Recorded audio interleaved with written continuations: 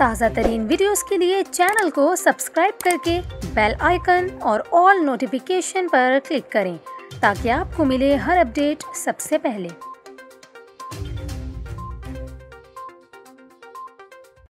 और अभी आपको अफसोसनाक खबर दें कराची से, जहां औरंगी टाउन में जवां साल लड़की को छिपा एम्बुलेंस ने टक्कर मार दी, जिसके नतीजे में लड़की की दोनों टांगें टूट गई। हादसे की फुटेज में देखा जा सकता है कि सड़क उबूर करने की कोशिश करती हुई लड़की को तेज़ रफ्तार छिपा एम्बुलेंस ने बुरे तरीके से टक्कर मार दी, जिसके बाद एम्बुलेंस लड़की को 30 फीट तक घसीटते हुए ले गई।